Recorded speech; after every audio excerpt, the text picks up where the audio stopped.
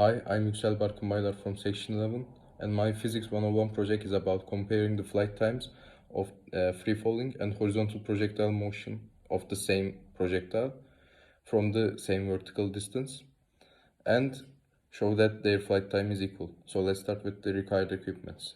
This is the stopwatch I use for calculating the motion time. It has a start-stop button at the top right and reset button at the top left. This is the precision scale for measuring the mass of the object, and as you can see, its mass is 9.69 grams. This is the 1 meter long ruler, which will be used for measuring both the initial height and the distance traveled by projectile. And this is the launcher, which will be used for horizontal projectile motion. Its working mechanism is basically you put in the ball in the launcher, then pull the trigger like this, and it launches the ball. This is a demonstration of free falling. I drop the ball and record the duration. I repeated this 5 times for more accurate data. And here's the demonstration of horizontal projectile motion.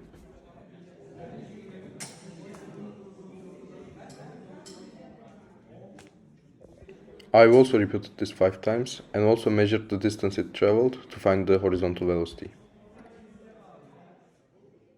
So let's start with theory. In theory, we use the equation above to find the duration of the motion, which is 0.49 seconds for both free falling and horizontal projectile motion. And also, we examined that the mass is not important for the duration of the motion. Also, we assume that the gravitational acceleration is 9.8 meter over second square. This is the theoretical result table. The flight time is same and 0.49 seconds for all the number of throws, as well as the mass and height. And we found the horizontal speed of the projectile based on horizontal distance, which we measured in the experiment. This is the data table and its graph for free falling, which is derived from the experiments. And it is examined that the flight time is not exactly 0.49 seconds, but nearly 0.49 seconds for the throws. So here is the data table and its graph for the horizontal projectile motion, again derived from the experiments. And it can be seen that flight times and horizontal speeds are not exactly the same, but similar to the theoretical results.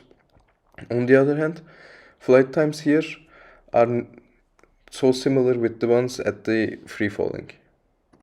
In conclusion, when the object and the initial vertical distance are constant, the flight time for free falling and horizontal projectile motion are nearly same and slightly different from theoretical expectations.